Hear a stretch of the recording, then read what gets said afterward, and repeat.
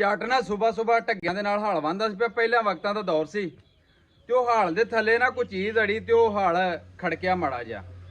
ਉਹਨੇ ਢੱਗਾ ਖਿਲਾਰਿਆ ਸਾਈਡ ਤੇ ਉਹਨੇ ਵੇਖਿਆ ਵੀ ਉੱਥੋਂ ਪੁੱਟਣ ਲੱਗ ਪਿਆ ਮਿੱਟੀ। ਵੇਖਿਆ ਤਾਂ ਥੱਲੇ ਦੇਗ ਨਿਕਲ ਆਈ।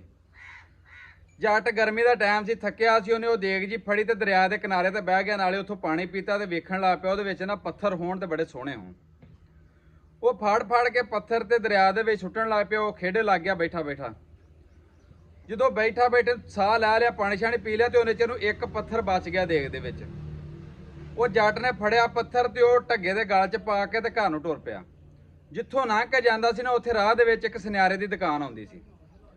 ਉਹ ਸੁਨਿਆਰੇ ਨੇ ਜਦੋਂ ਵੇਖਿਆ ਵੀ ਇਹਨੇ ਆਖਿਆ ਇਹਨੇ ਤੇ ਬੜਾ ਸੋਹਣਾ ਲਾਲ ਢੱਗੇ ਦੇ ਗਲ ਦੇ ਵਿੱਚ ਪਾਇਆ ਵੇ, ਇਹ ਕਿੰਨਾ ਕੀਮਤੀ ਲਾਲ ਹੈ। ਪਰ ਇਹਨੂੰ ਲੱਗਦਾ ਇਸ ਗੱਲ ਦਾ ਪਤਾ ਨਹੀਂ, ਅਗਰ ਇਹਦੇ ਕੋਲੋਂ ਮੈਂ ਲਾਲ ਮੰਗਿਆ ਤੇ ਇਹਨੇ ਲਾਲ ਮੈਨੂੰ ਦੇਣਾ ਨਹੀਂ, ਇਹਦੇ ਕੋਲੋਂ ਮੈਂ ਢੱਗਾ ਹੀ ਮੰਗਣਾ ਤੇ ਤਾਂ ਕਰਕੇ ਲਾਲ ਵੀ ਆ ਜਾਵੇ ਨਾਲ। ਉਹ ਇਸੇ ਤਰ੍ਹਾਂ ਹੀ ਉਹਨੇ ਢੱਗੇ ਦੇ ਮੂੰਹ ਮੰਗੀ, ਉਹਨੂੰ ਕੀਮਤ ਦੇ ਕੇ ਤੇ ਢੱਗਾ ਲੈ ਲਿਆ ਸੁਨਿਆਰੇ ਨੇ। ਢੱਗੇ ਨਾਲ ਤੇ ਉਹਨੂੰ ਕੋਈ ਵਾਸਤਾ ਨਹੀਂ ਸੀ, ਉਹਨੇ ਲਾਲ ਲਾਇਆ ਤੇ ਢੱਗਾ ਛੱਡ ਦਿੱਤਾ। ਹੁਣ ਉਹ ਲਾਲ ਲੈ ਕੇ ਤੇ ਬਾਦਸ਼ਾਹ ਕੋਲ ਚਲਾ ਗਿਆ। ਬਾਦਸ਼ਾਹ ਨੂੰ ਆਂਦਾ ਵੀ ਮੈਂ ਲਾਲ ਵੇਚਣਾ। ਬਾਦਸ਼ਾਹ ਆਂਦਾ ਵੀ ਤੂੰ ਲਿਆ ਕਿੱਥੋਂ ਮੈਂ? ਉਹ ਖਮੋਸ਼ ਰਿਹਾ। ਬਾਦਸ਼ਾਹ ਨੇ ਆਖਿਆ ਅਗਰ ਮੈਂ ਸਾਰੀ ਬਾਦਸ਼ਾਹ ਵੀ ਦੇ ਦਾਂ ਤੇ ਇਸ ਲਾਲ ਦੀ ਮੈਂ ਕੀਮਤ ਨਹੀਂ ਅਦਾ ਕਰ ਸਕਦਾ, ਐਡਾ ਕੀਮਤੀ ਇਹ ਲਾਲ ਹੈ, ਪਰ ਤੈਨੂੰ ਦੱਸਣਾ ਪਏਗਾ ਕਿੱਥੋਂ ਤੂੰ ਲਿਆ ਵੇ। ਸੁਨਿਆਰੇ ਨੇ ਸੋਚਿਆ ਅਗਰ ਨਾ ਦੱਸਿਆ ਤੇ ਬਾਦਸ਼ਾਹ ਵੀ ਉਂਝ ਮਾਰ ਦੇਵੇਗਾ। ਉਹਨੇ ਆਖਿਆ ਵੀ ਫਲਾਣੇ ਜੱਟ ਕੋਲੋਂ ਲਿਆਵੇ। ਬਾਦਸ਼ਾਹ ਨੇ ਆਖਿਆ ਉਹਨੂੰ ਸੱਦ ਕੇ ਲਿਆ। ਉਹਨੂੰ ਸੱਦ ਕੇ ਲਿਆਂਦਾ ਤੇ ਉਹਨੂੰ ਪੁੱਛਿਆ ਵੀ ਇਹ ਜਿਹੜਾ ਲਾਲ ਹੈ ਤੂੰ ਕਿੱਥੋਂ ਲਿਆ ਵੇ ਐਡਾ ਕੀਮਤੀ? ਉਹ ਜਿਹੜਾ ਜੱਟ ਸੀ ਉਹ ਬੇਹੋਸ਼ ਹੋ ਗਿਆ। ਫਿਰ ਉਹਨੂੰ ਪਾਣੀ ਛਾਣੀ ਪਿਆ ਕੇ ਹੋਸ਼ ਕਰਾਈ। ਫਿਰ ਬਾਦਸ਼ਾਹ ਨੇ ਪੁੱਛਿਆ ਐਡਾ ਕੀਮਤੀ ਲਾਲ ਤੂੰ ਕਿੱਥੋਂ ਲਿਆ? ਜੱਟ ਫਿਰ ਬੇਹੋਸ਼ ਹੋ ਗਿਆ।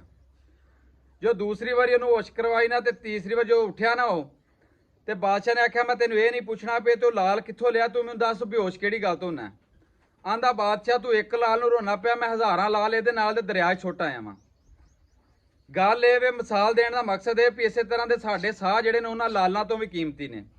ਹਜ਼ਾਰਾਂ ਸਾਹ ਅਸੀਂ ਦਿਹਾੜੀ ਦੇ ਵਿੱਚ ਲੈ ਜਾਂਦੇ ਆ ਤੇ ਕੋਈ ਵੀ ਇੰਜ ਦਾ ਚੰਗਾ ਕੰਮ ਨਹੀਂ ਕਰਦੇ ਕਿ ਸਾਡੇ ਮਰਨ ਤੋਂ ਬਾਅਦ ਕੋਈ ਬੰਦਾ ਪਿੱਛੋਂ ਚੰਗਾ ਆਖੇ। ਹਰ ਰੋਜ਼ ਕਈ ਬੰਦਿਆਂ ਦਾ ਜ਼ਿੰਦਗੀ ਦਾ ਪੇਸ਼ਾ ਹੀ ਇਹ ਬਣ ਗਿਆ ਕਿ ਬੁਰੇ ਤੋਂ ਬੁਰਾ ਕੰਮ ਕਰਨਾ। ਮੈਂ ਨਾ ਉਹਨਾਂ ਨੂੰ ਪਤਾ ਉਦੋਂ ਲੱਗਣਾ ਜਦੋਂ ਇਹ ਜਿਹੜੇ ਲਾਲਾਂ ਤੋਂ ਕੀਮਤੀ ਸਾਹ ਤੁਹਾਡੇ ਖਤਮ ਹੋ ਜਾਣੇ ਨੇ। ਅਗਰ ਤੁਸੀਂ ਚਾਹੁੰਦੇ ਜੇ ਕਿ ਤੁਹਾਨੂੰ ਕੋਈ ਪਿੱਛੋਂ ਕੱਲ ਨੂੰ ਕੋਈ ਚੰਗਾ ਕਵੇ, ਕੋਈ ਚੰਗਾ ਕੰਮ ਕਰੋ, ਤਾਂ ਹੀ ਤੁਹਾਨੂੰ ਕਿਸੇ ਨੇ ਚੰਗੀਆਂ ਲਫ਼ਜ਼ਾਂ ਨਾਲ ਯਾਦ ਕਰਨਾ, ਨਹੀਂ ਤੇ ਮਰਨ ਤੋਂ ਬਾਅਦ ਲੋਕਾਂ ਤੁਹਾਨੂੰ ਬੁਰਿਆਂ ਹੀ ਕਹਿਣਾ। ਮੈਂ